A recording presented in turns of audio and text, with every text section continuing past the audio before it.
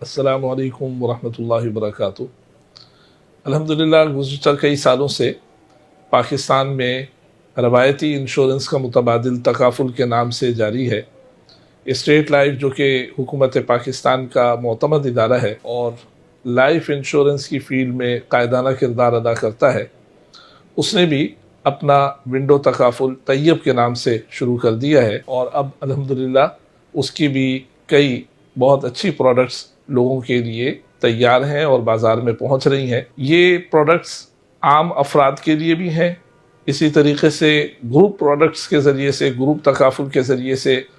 ملازمین کے لیے بھی ہیں، اور ہیلتھ تکافل کے ذریعے سے صحت کی ضروریات کے لیے بھی ہیں، اور انشاءاللہ آئندہ کچھ دنوں میں بعض ایسی پروڈکٹس بھی پیش کی جائیں گی جو مارکیٹ کے لیے بہت ضروری ہیں، جو پہلے سے نہیں تھیں۔ تکافل ایک بہت ہی خوبصورت اور الحمدللہ شریعت سے ہم آہنگ تصور ہے۔ اس کے اندر افراد جو حصہ لیتے ہیں ایک وقف فنڈ کے اندر حصہ ڈالتے ہیں، اور ان کی رقم اسی کے اندر رہتی ہے، انویسٹ کی جاتی ہے اور اس کو بڑھایا جاتا ہے، اور اس کے علاوہ افراد کے اکاؤنٹس کے اندر بھی پیسے الگ سے رکھے جاتے ہیں، اور ساری انویسٹمنٹ شریعت کے مطابق کی جاتی ہے۔ اسلامک بینکس کے اندر انویسٹمنٹ کی جاتی ہے، گورنمنٹ سکوک کے اندر انویسٹمنٹ کی جاتی ہے، اور اسلامک میوچل فنڈز کے اندر انویسٹمنٹ کی جاتی ہے، اور اس کے علاوہ بھی ڈاکومنٹیشن کے اندر، تمام آپریشنز کے اندر اس بات کا خیال رکھا جاتا ہے کہ شریعت سے ہم آہنگی ہو۔ یہ وقف فنڈ جو ہے ہمیشہ قائم رہنے کے لیے ہے۔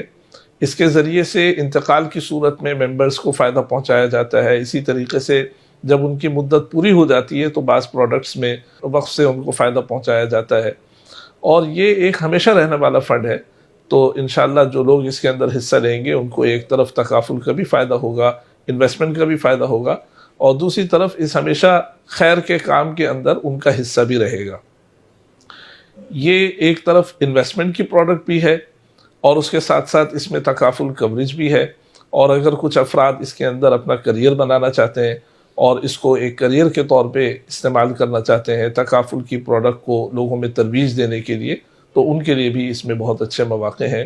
اللہ تعالیٰ اس میں مزید ترقی عطا فرمائے اور اس کو خدمت کا ایک بہترین ذریعہ بنائے۔ السلام علیکم ورحمۃ اللہ وبرکاتہ۔